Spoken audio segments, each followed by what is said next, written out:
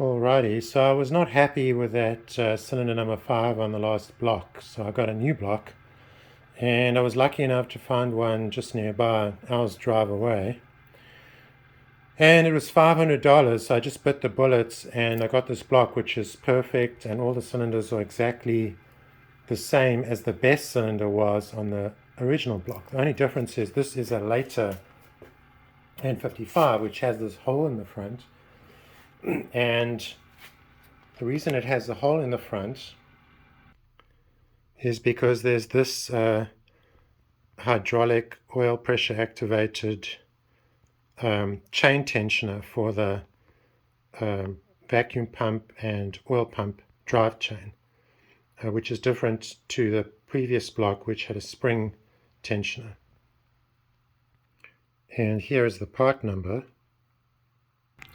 And I think that everything about this block is identical except for that. So holding thumbs, I don't have to make any last minute hacks.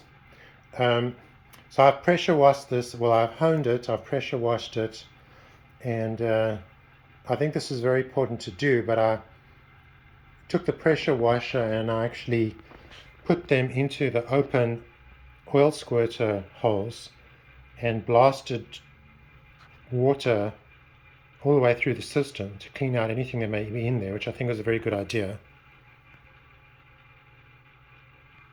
Now the problem with these oil squirters is how to line them up again when you put them back in.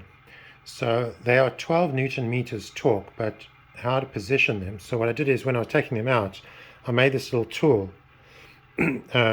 So I put this flat against the rib, and then that positions the well squirter in the right location just as it was when I took it out. So that was my little tool that I made. Otherwise you've got to buy the BMW tool. So the run out on this crank at the center bearing is 2 thousandths of an inch, and the end play that's backwards and forwards is 4 thou. So that's within BMW specs. The run out is supposed to be under 6 thou, and the end play must be between 3 and 6 thou. And if that's not right, I'm going to put it in the description what the specifications are. So now I've plastic gauged each of the bearings, and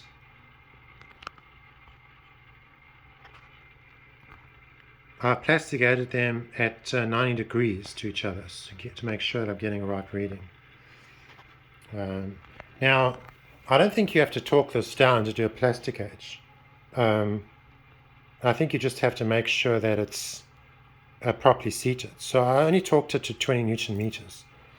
And, I don't think it makes any difference if you torque it all the way, because, it's seated, it's not going anywhere. So now we're going to check to see what we're getting. So let's go in here and read this out. This one is 2 thou.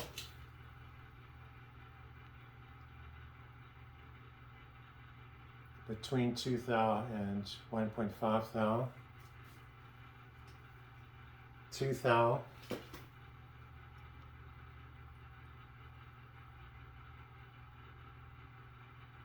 1.5 thou. 1.5.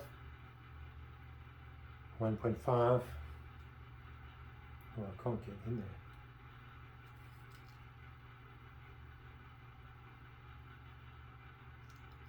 1.5. 1.5. 1.5. 1.5.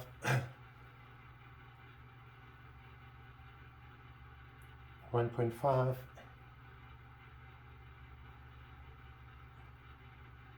Between 2 and 1.5.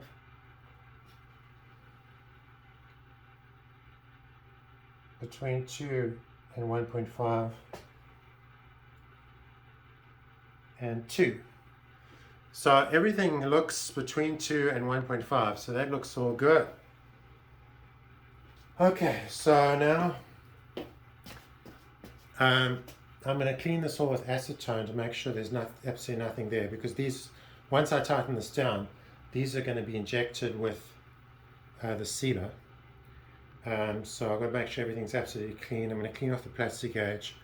I'm going to put back the lower shell of the block, tighten it up, and then this crankshaft is done.